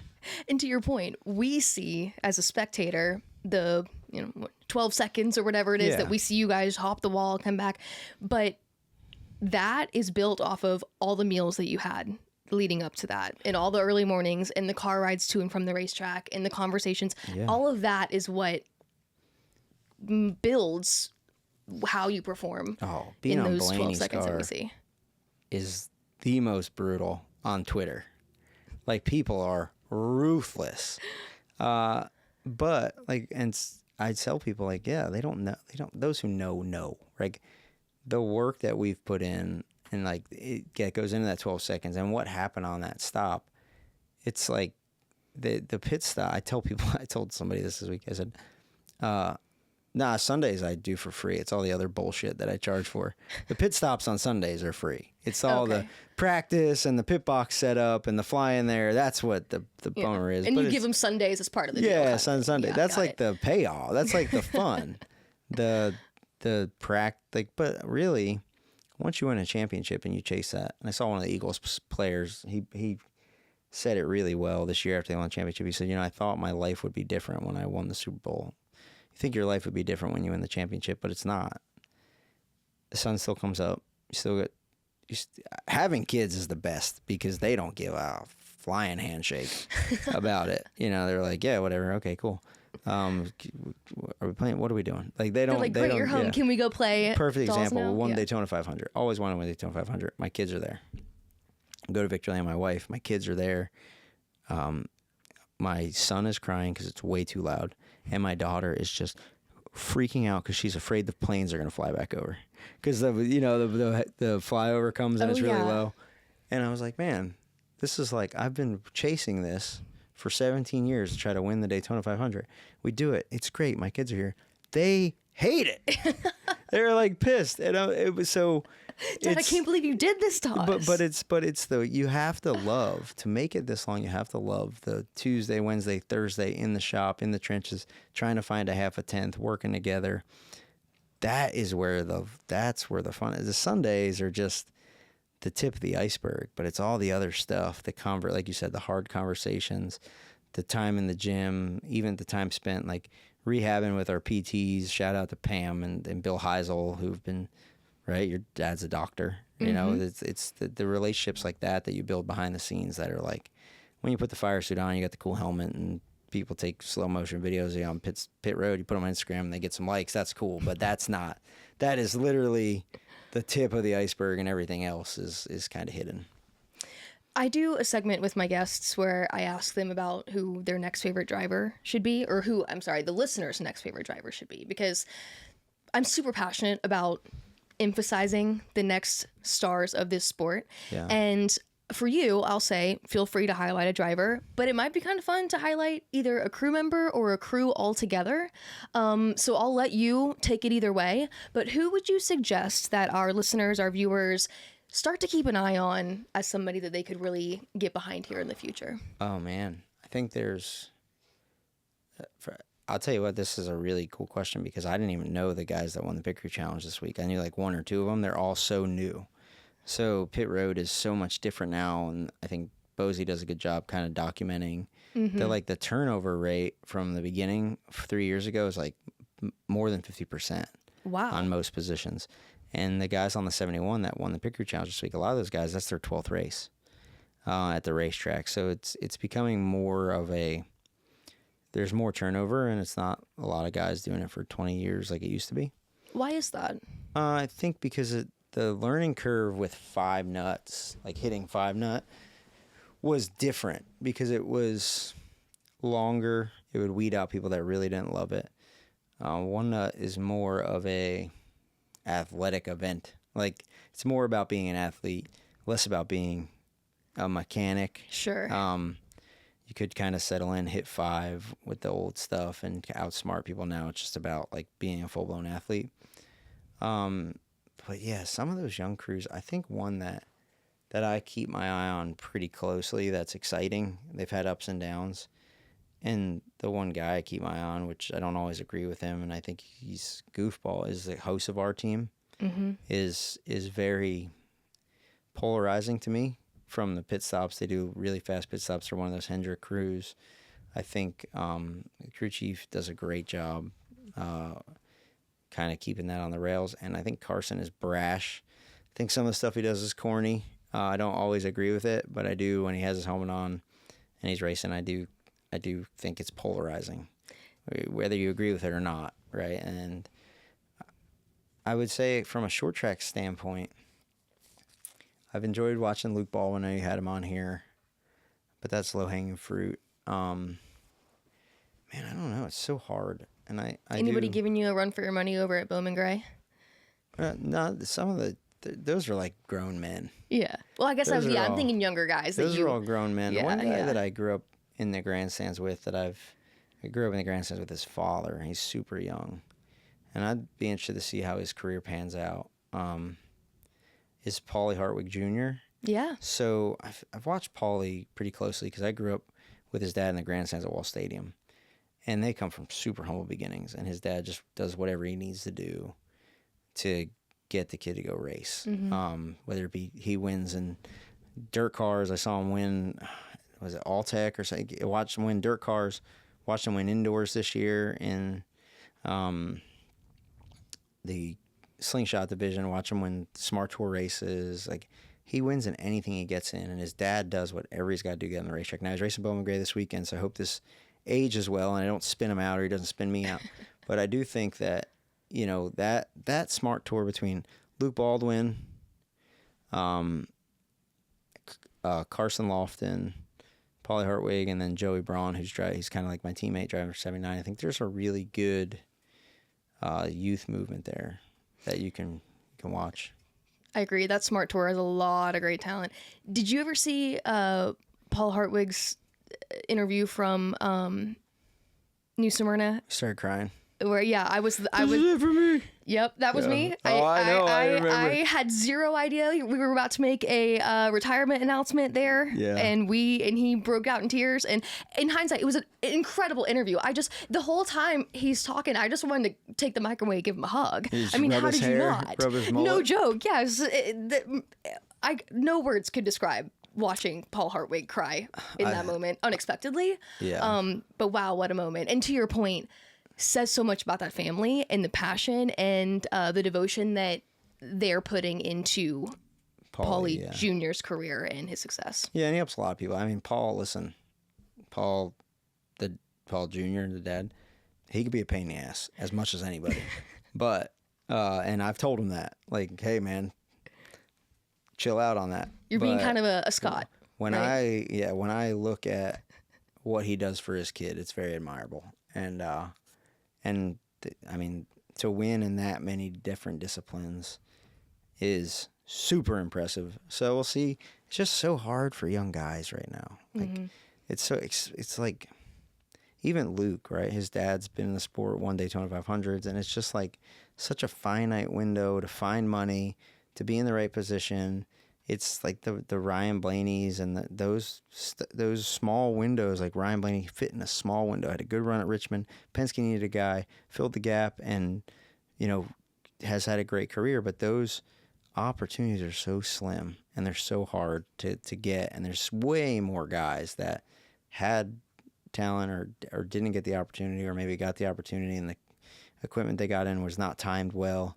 So just to see where his career progresses and where he goes, I'm interested to watch it. You laying it out like that got me thinking just about this past week at North Wilkesboro, and just the timing and opportunity, and seeing Landon Lewis go out there and win that Cars Tour race. Yeah. That's a kid that clearly has the talent. He's learning under Ron Hornaday. But it's sponsorship. I mean, he doesn't have the money. I mean, who has the money these days to fund? I mean, exactly. If there's anybody that knows how to get money, it's Harvick. So he's in the right car. Harvick. Yeah, you're out there fighting for sponsorship. But even Keelan, I mean, it's an uphill battle just these days for everybody. It's so much more than just being able to drive a race car, and it's all about opportunity and timing. Yeah. And that's why it's important to as a fan base too, appreciate and highlight those moments beyond just what's happening on Sundays. It's all the opportunities that are happening for these younger drivers leading up to that. Yeah, it's hard. It's just to see, just to see how someone's life comes, the opportunities they get. But to your point, like Landon Lewis, kept my eye on him because of Joe Ryan Osborne. I grew up racing with Joe Ryan Osborne. He's got a great legend car operation, but yeah, Landon just killed the field the other day. And if he can get hooked up, if he can get hooked up with Harvick, because he drove Harvick's car, right, Josh Jones, and they can find him some sponsors, and he gets a good truck ride, and then somebody in the Cup Series falls out. Like, I was talking to Jordan Bianchi the other day, and he's like, I don't think there's going to be any silly season stuff in the Cup garage this year. Like, there's nothing. It's kind of that weird. It's a weird time. I am super excited to see what Connor Zilic does when he gets to the Cup Series, though. Who does? Connor Zilic. Yeah. He's one yes. that I think him and Brent Cruz, I think a lot of people have them circled. So, I don't know. I'm throwing a lot of names at you, but. No, I love it. It's great. And that's the thing. That's the point, is that there's somebody for everybody out there. And so if there's a race fan that's telling me that they don't have a favorite driver anymore, well. I stopped watching when we lost Earnhardt. If I had a penny, if I could stack a penny every time I heard that conversation with somebody. But then they tell you everything that just happened in the race. You're like, wait a minute, I thought you stopped watching. I'm confused what's going on. Yeah, but I did see you miss that lug nut on lap 374. Yeah, how quickly they see these things, yeah. I would get that at Stafford every week. Every week when I went and raced Stafford, they'd be like, I don't watch anymore. What happened on the third pit stop last week? I'm like, wait a minute. I thought you stopped watching, but you know exactly how bad I suck when I suck. It's a selective hearing kind of thing. Selective viewing, yeah. Well, you talked about your mentorship and getting new pit crew guys, I don't want to say up to speed, but really just integrated into the overall nature of the sport. And something else that you've done in more recent years, and I don't even know if you've really realized this, but through your involvement in the media and doing more hosting and things with NASCAR, you've also kind of helped the fan base have a better understanding of the pit crew side of things and helped kind of integrate us into that relationship beyond just, like I said, the 12 seconds we see on TV. And that's been huge.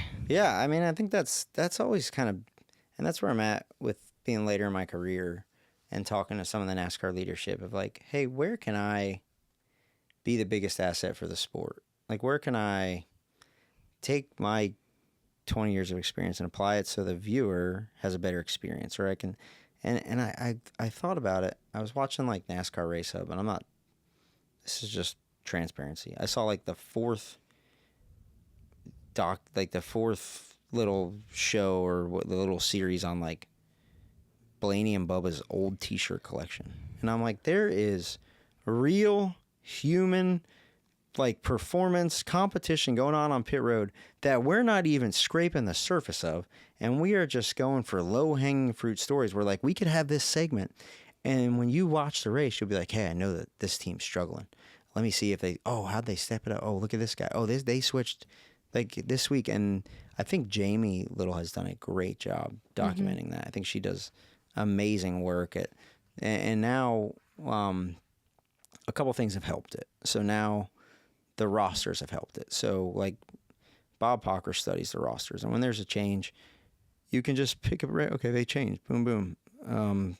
Like this past weekend, they made a change on the 9 car, right? New rear changer. Boom, boom. Okay, it's something for the fans to understand. Hey, Chase Elliott's most popular driver.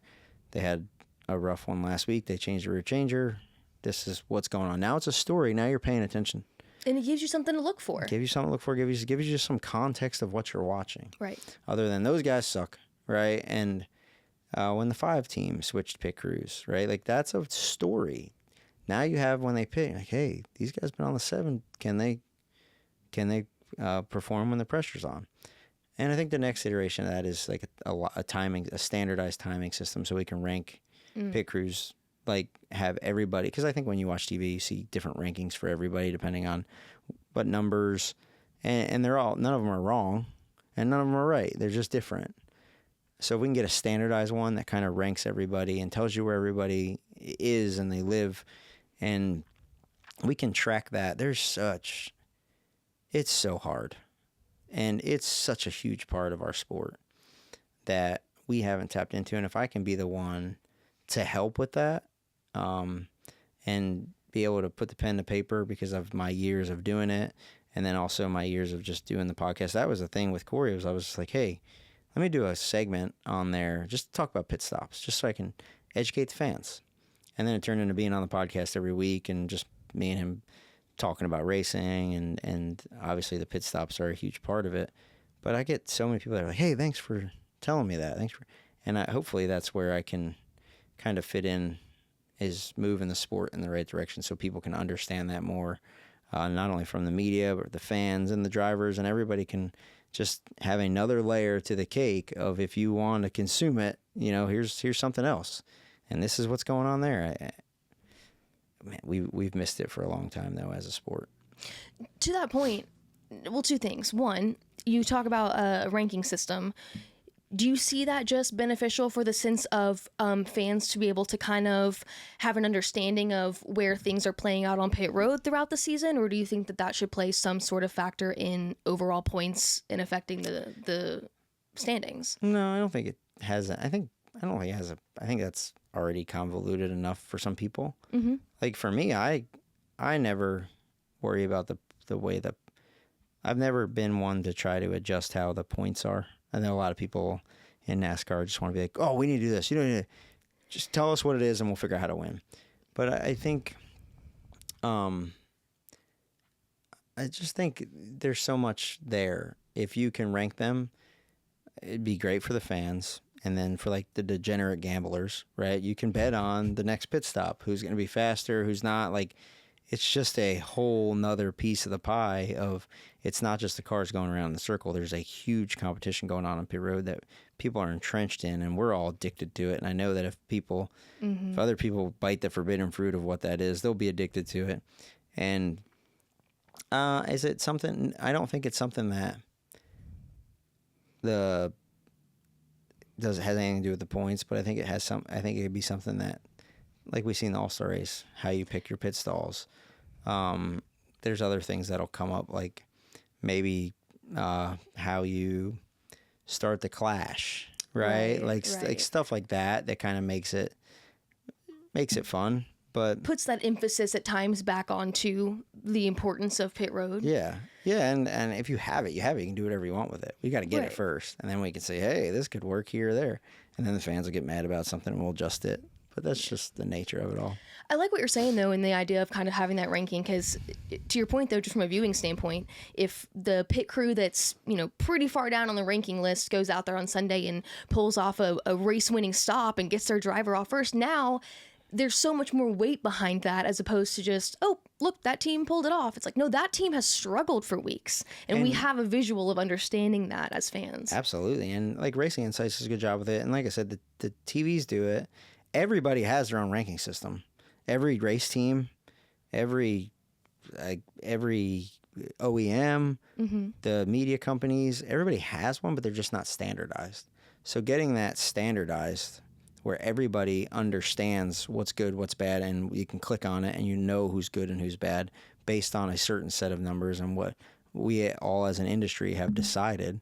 Because if you look at Gibbs's top 10 from this week, you look at Penske's top 10 from this week, you look at Hendrick's top, they're all going to be different. Right. Because there's different things they count or don't count, or there's different ways they time stuff. They prioritize different things. So yeah, so if we could standardize that with NASCAR, it would just be great for everybody. So how did you get linked up with Corey? I know you said that you kind of described how the podcast came to be, and you mentioned that you met him when you moved down here. But how did the friendship really come to be? Yeah, so I moved down here. I met him through, like I said, the Molesworth, they ran LaJoy seats, and I met him through Brandon McReynolds. I dated Brandon's sister when I first moved here, so I'd hang out with Brandon. Brandon was friends with Corey, and I would be like, I went over to the seat shop, and I was like, what are you guys doing? They're building a late model. I'm like, I was building cup cars. I was like, I've always loved short track stuff. So I was like, I'll come help. So it was him and Steve-O, who's actually Butterbean Queen's crew chief now. Okay. Steven Dawson. He's an awesome guy. And we would just be in that seat shop till the wee hours of the night. And we had the same, the same love of racing and the same hobbies and kind of the same, like, you're just friends with somebody. And then we'd work out in the gym, and I was on the road and cup racing, and then I'd go ARCA racing with him, and then he got to be cup racing, and we just did it all together. And then we had kids, and then we got married, and our wives liked each other. And really, when you get married and you get older, you just hang out with whoever your wife likes. Let's not lie. Your friends are your wife's friends' husbands. And then we have kids that are the same age, so it's just like we've just done life together. Yeah. And what a blessing. Wow. Yeah. It's just been, a good friend, and go racing together. And you I both don't know. have that modified background a little bit. A little bit, yeah. Yeah. His family came from modified racing. We went racing in Bristol one time. I've never seen somebody hit the fence this hard. Maybe the 3-car this past weekend. It wasn't quite. We were at Bristol and Corey got loose and just center punched the fence. He was behind Casey Kane in the modified, and in those cars everybody talks about getting aero-tight in a cup car. Well, modifieds don't have a nose. All they have is that big spoiler. So anytime there's dirty air, you just get loose because you lose all the air off the spoiler. Well, he didn't realize that, and he drove in behind Casey Kane, and right in the middle of 1 and 2, it just took a hard right, and he hit the fence center punch with this modified. And I'll never forget, it's one of the best lines of all time. If you know Randy LaJoy, Oh, yeah. you've heard him. You've heard some good ones, but he comes walking back. Corey is obviously concussed, bad. He's like Tweety Bird flying around his head. And he goes, something broke. And Corey and Randy doesn't skip. He goes, yeah, traction. And I was like, oh, man. And just seeing Randy and the way that he parented and just the tough love, because he's a junkyard guy. Oh, yeah. You know, I think that's why sometimes I feel like I'm better friends with Randy at times, you know, like, but they've just been family. They've literally been friends that have turned into family. And it's just been, I laugh because we have the podcast studio at the seat shop now. We've just done, you know, between building Corey's ARCA cars there, my indoor cars there, we built everything. We built my kids' quarter measures there a couple weeks ago, and racing. We got really tight when we raced the Field Fair Fairgrounds out back. We had a go-kart track, and if you ever get a chance to look that up on YouTube, look that up. That was like the who's who of the Cup Garage. Now, when we were all kids, we'd go back there and we built our own go-karts, and we just had a lot of fun. Is it the same shop back then that they're in now? Exactly the same. That's awesome. It's exactly I've been the over same. there. Corey had us come by a couple years ago and shoot a feature with him over there. What a cool place. What a cool- Talk Joe, about, again, like a playground, a junkyard to just build seats. And like you said, to then now be building seats for your kids and for Corey's Yeah. kids and in the same place that you guys built a friendship is really amazing. Yeah, it's a cool spot. Okay, so quickly, because I don't want to take too much more of your time, but racing at Bowman Gray is, I was going to say, a bucket list thing for a lot of people. Yeah. To even go view a race at Bowman Gray is a bucket list thing for a lot of people. Racing there takes a special kind of person. How did you when did you know you wanted to race at Bowman Gray, and how did you get started doing this? And then also, I know since we've talked, you're going to start doing this a lot more. Is that Well, correct? Yeah, As much as being on the possible. road I've gotten to do a lot of short track stuff, but I feel like I've missed out on a lot of my own short track stuff, being so committed to the Cup schedule my whole life. So the Saturday nights are usually watched from afar. Before there was Flow, you know, you'd be watching for updates or phone, you know, and now we have Flow, and you kind of watch it and you romanticize short track racing. So I've gotten a position where when I go race the indoor stuff, like I've always wanted to race. I fell in love with indoor racing when I was a kid and been blessed with to build my own car, and now set the record this year as the winningest all-time indoor driver, which is Hell yeah. awesome. And been able to win the Gamblers Classic twice, which is a huge race in New Jersey, and then go out and win the Rumble in Fort Wayne, which is a huge race Tony Stewart's made popular in Indy, and it's been a blessing, but it's only made me hungrier to go race short track stuff, because I'm like, I know I can do that. I know I can beat these guys. So I built my own modified. I've always wanted to build a couple things. I love dirt racing growing up, so I built a dirt modified.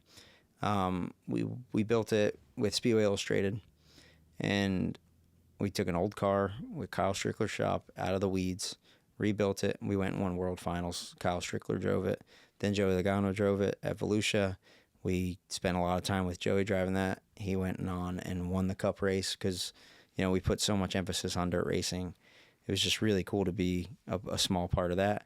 And then I drove it a couple times and did fairly well, but realized I was an asphalt guy. But, like, check that off the list. Then I wanted to build a street stock, like a Monte Carlo. I always was a street stock kid.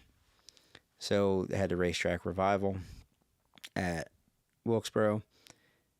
Speedway Illustrated again, Carl Fredrickson. He gave me a street stock. He had a dirt car. I chop cut, rebuilt this thing. we went to the racetrack revival with this car. Had nothing but problems. Ended up finishing third. So that was really cool. Checked that one off the list, and I was like, okay. Obviously, the midgets, I always wanted a tiki midget. That one I'm always going to keep. But I was like, all right, I need to build a tour modified. I've always wanted to drive them. No one's really ever given me a shot. I'm going to just do it myself. The Smart Tour is great, but it doesn't really line up. But Bowman Gray is really pretty easy to go run because it's got great amenities. It's paved. It's only an hour from the house. You're done by, it doesn't start real early. It ends early. The shows run really well.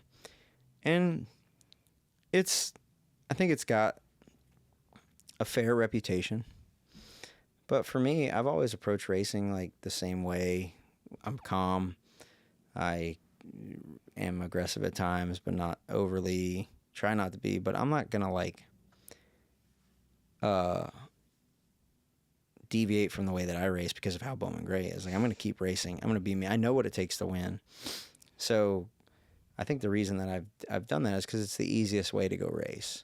And I'm just trying to see if I want to get that out of my system. Because I never have. I've never been able to race more than 4 or 5 times a year. Now I get to race. I've raced every week so far this summer. I've never gotten to do that because of the Cup schedule. And I'm like, it's pretty cool because I'm like 4th in points, 2 points behind Bert, ahead of Tim Brown, like in the mix.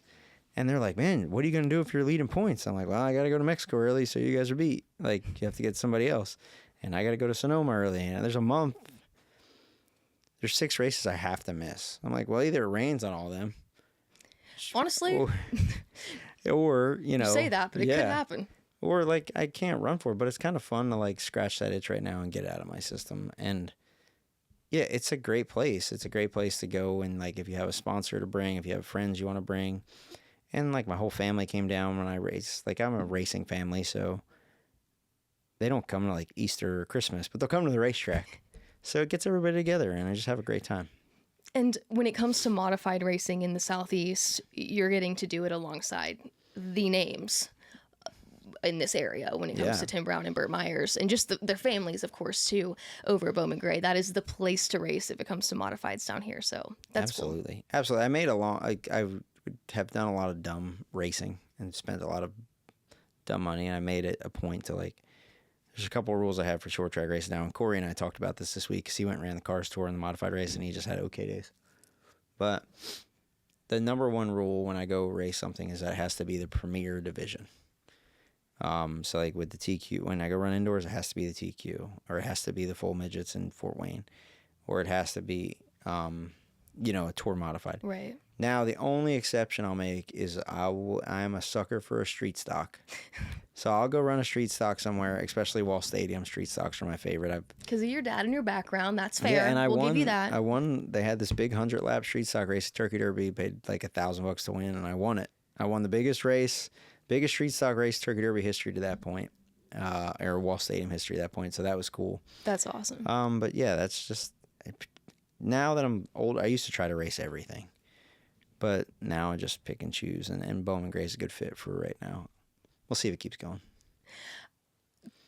Quickly, this doesn't have to be a long question, but in mentioning you going back and running street stocks, and I mentioned your dad, you said now that he's sober. Do you got the relationship that you guys have now? Is racing a part of that, since that was such a big part of your relationship? What's that like now for him to watch you do what you do both on Saturday nights and Sundays? He gets, like, real nervous. But he's, the racing part, that's always been kind of how we connected. Yeah. There seems like points where that's the only way that we connected at times. Because that's, like, the only thing that, like, right now I'm, like, deep into softball with my daughter. And, like, I don't remember ever throwing the ball with my dad. Like, I remember going to the racetrack and sitting in the van, but I don't remember ever having a baseball mitt or a football and playing catch. It was like bike rides, BMX, motocross.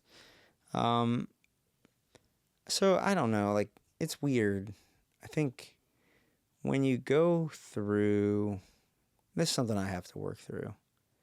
And this is, like, deviated from the racing side, but I'll just speak openly about it.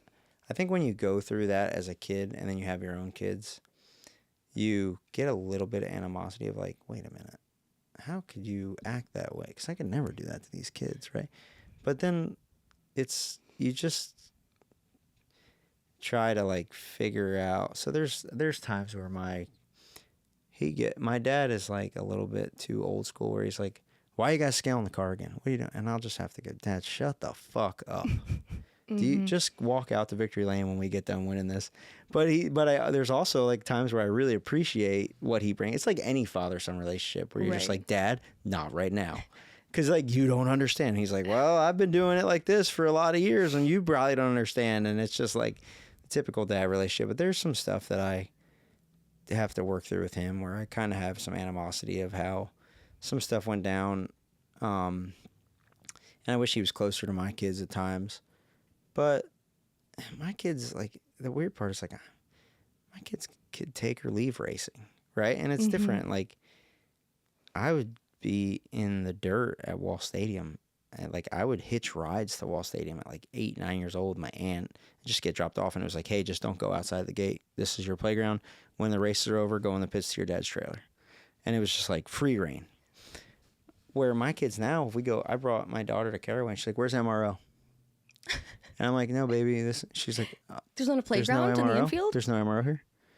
And I'm like, no. She's like, oh, can we leave? Can we leave? And I'm like, no, like we gotta, like, I brought you to this race. She's like, yeah, I thought that we'd be able to play here, you know. And it's just different, you know. Different world, like when they go to the racetrack, they go to like Daytona and play in that playground, which is great. I'm proud of that. But like then there's also, I'm like, you have no idea what I like. This is fun. Go run on the hill at Hickory and then come back. Yeah. But they don't see it that way, and that's okay. You know, letting them. I got my daughter a quarter midget. She likes it. She wrecked the hell out of it a couple weeks ago, and she was unfazed by it and just fixed it. And we'll go back out and race some. And it's just I'm like competitive to the core, but like curbing that for her and just like something to do together. Okay, here's what I did as a kid. Try it. If you hate it, tell me you hate it. We don't have to do it, but we're gonna do it all together. And like when I brought her to rookie school, the first 2 times, I remembered it.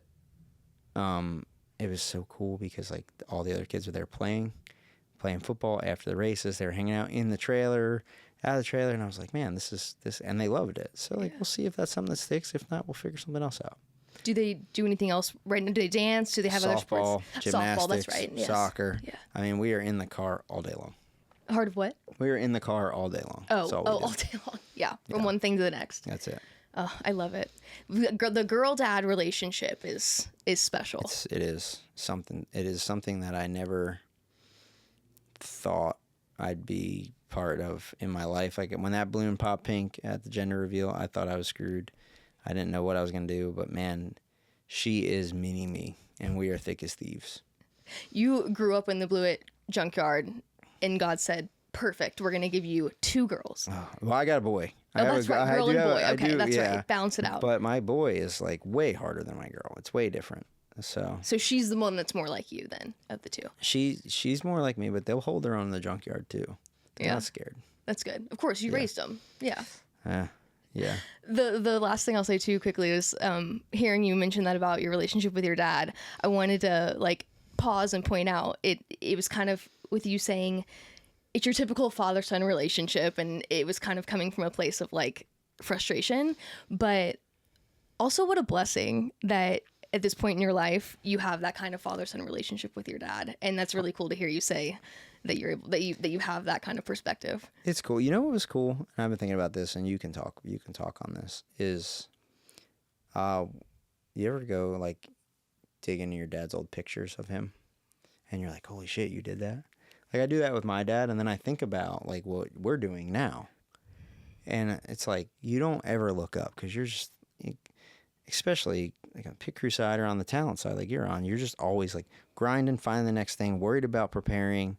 You don't ever think like, oh, this is cool. Yeah. But if I was thinking about this after having kids. If you're gonna look at the picture, right, that's now they're on Instagram, but 20 years from now, or your grandkids or your kids look at it when they're our age now, like, damn, that was pretty badass. Oh, that was, Dad was a badass. You know, Mom was super cool.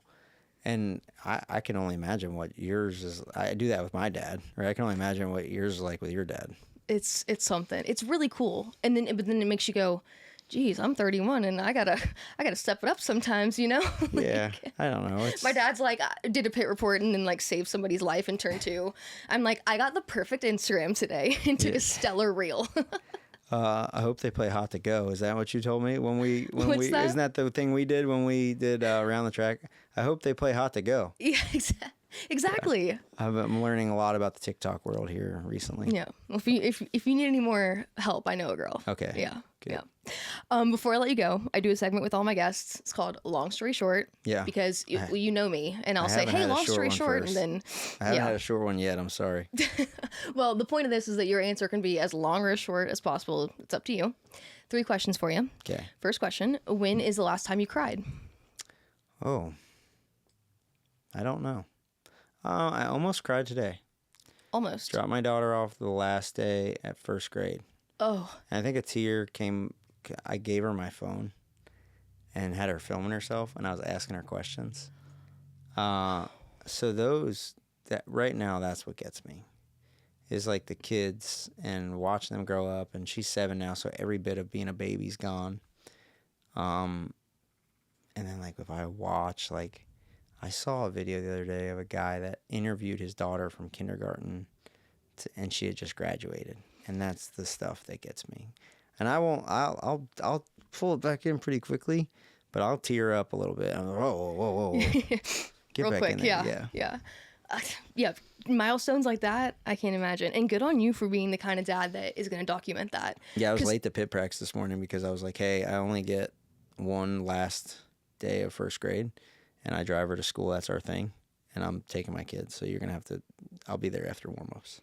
Oh, you said that's your thing, to drive her to school? That's her thing. Yeah, and that's like, my business opens at 8, and she gets to school at 8:10. So, like, I'd be on the phone, and I've made it sometimes I feel like I'd waste that 25 minutes in the car. And it's such a cool time to just talk, and she asks such interesting questions as a 7-year-old. And just listen to music and just be present together for that 20 minutes or 25 minutes. Sometimes it's cool to hit traffic and being there for 30. Like, taking those times and making it important, I think, is when you go to Disney World, right? You think that's not it. That's not real life. Your real life is in the car, coming home to your wife that day. You're having a tough day. Like that's our time. Yeah, that is. It might sound dumb, but that's like our time together. It makes me really happy to hear the way that you appreciate that time, because as a daughter of somebody who spent so much time traveling and doing the same traveling circus that you're in, that was one of the things that I remember was when my dad was home, he made a point to drive us to school. And you're right. I mean, we did trips to the Bahamas, Disneyland, Jamaica, but I remember the songs that we sing in the car, and I remember the way that he dropped us off and what he said when we opened the door, and it's those things that you're absolutely right. They're small and they mean a lot to you, and they do mean a lot to her too. Yeah. And like, I'm sure you remember like trying to get your dad's attention, right? And like now I see them trying to do that. I'm like, oh shit, let me put this down. Hey, sorry. I thought you were just being obnoxious, but you're just trying to get my attention. So yeah, it's fun. Question number 2. When's the last time that you did something that you just remember feeling an immense amount of pride in what you accomplished? I'm going all kids stuff here. So obviously the Cup championship and leading, like being a leader on that team and winning the Cup championship was that fulfillment, pride. I have a office. It's really cool. A lot of trophies. I've been very blessed. I could say the Gamblers Classic this year, becoming the winningest driver of the indoor series, like that stuff that I've chased. But this is going to sound corny, but I'm telling you, this is what it was. My daughter decided she wanted to play softball. We signed up for softball. It's a 3-day-a-week thing. We didn't know what we jumped into. First 3 games, she didn't get a hit. She got 1 hit. I go out. I said, okay, I figured this out. Get a different bat, do this, and we just go out and we just work every day out in the front yard. Every day. Here, let me do this. Paying attention, listening to the coaches when they're at practice. Almost like I would do at a race, like dissect at a race. And I put in a lot of time, me and her in the front yard, hitting the ball, in the backyard, hitting the ball, catching the ball. Fourth game she goes to, she goes 4 for 4, 3 RBIs, and gets the game ball. Okay. And I got MVP. and I got that game ball, and it's in my office, and I'm like, seeing that, like, okay, we talk about mentoring and leaving better, but when it's your kid, it's so much different. And I was like, holy shit, I didn't know this feeling existed. Like, this is really cool. So that I don't know, that's the one that I would say that, like, when she's at baseball and she has a good at bat or she has a bad at bat, she looks at me and we talk about it, and that's fun right now for me. I love the visual of you having all these racing trophies and the game winning, or the softball right there in the middle. When we won the Daytona 500, we won the first ever next gen race. So it was the first ever race with one lug nut. I took the lug nut off the car. The lug nut is a stand for the softball in my office. So the Daytona 500, first ever one lug nut win, it just holds the softball now. Incredible. Yeah. It is merely a mount. Yes, that's it. That's amazing. Yeah. All right, third and final question. What is one piece of media? It can be a podcast. It can be a YouTube video, a song, website, anything that you would recommend our viewers to check out. Well, no free ads. Obviously, Stack Pennies. I'm just kidding. I enjoy all of the NASCAR podcasts, but I do get weary of some of the ways that people try to steer the ship instead of just being, objective and talking about it. Yeah. I do like our show because of that. We try to be objective. We don't try to change the playoff formats and all that. But I would say, I listen to the Teardown. I listen to Door Bumper Clear. I like Freddie's take sometimes. I would say, if other than Stacking Pennies, the one thing that I enjoy the most are like the Dale Jr. downloads when he has like old school guys on there. Yeah. Telling the old stories, and just humanizing what they've done and what they've accomplished, and putting yourself in those moments. I got to meet a guy, Will Lind, this weekend, who you probably never heard of, Will Lind, but he was Dale Earnhardt's rear tire changer for all those years of when, from the 80s to the 90s when those guys were the guys. And just hearing some of his stories, I think Dale does a great job pulling the curtain back and putting you in those moments. Tony Gibson was on, putting him in that truck with the guys when Alan Quickey's plane went down, right? And being at the track, they literally felt like you were at the track with them, with the emotions they went through. And as a fan of the sport, I sometimes go back and listen to some of his older episodes with some of the older guys to really learn more about how this all started and how this all works. You're so right. And it's great too, the way he's able to not only make them feel comfortable and put us in the moment, but just give a platform for these stories. Think about how many stories aren't told of people like week. That. Oh my gosh. It's every week. Yeah. And there's so many different angles, and the fans don't see much of it, but being able to pull the curtain back and be like, holy crap, that's how that happened. I think they do the best job of it. What does your daughter listen to? Does she like a certain song? Do you guys listen to songs in the car on the way? Gracie Abrams. Oh, really? Okay. Gracie Abrams. This morning, we listened to Big Booty Mix 25. Have you ever listened to Big Booty Mix? Of the year. That was Big Booty Mix 25 was what we won. What was our playoff anthem last year in the gym? So I brought it home, and she thinks it's hilarious. So yeah, that's probably. Honestly, last day of kindergarten, Big Booty Mix 25. It was field day, and they won the tug of war contest. Not saying that I had a part in that, but I'm not saying that I didn't have a part. I'm saying you were part of that. Hype. Are you kidding me? Yeah. I bet you she's the only kid that listened to Big Booty Mix 25, and she was probably the only kid out there that was really pulling her weight. Probably. Yeah. I love it. On to something there. The moral of the story is, if Big Booty Mix is not a part of your parenting style, then you're doing it wrong, clearly.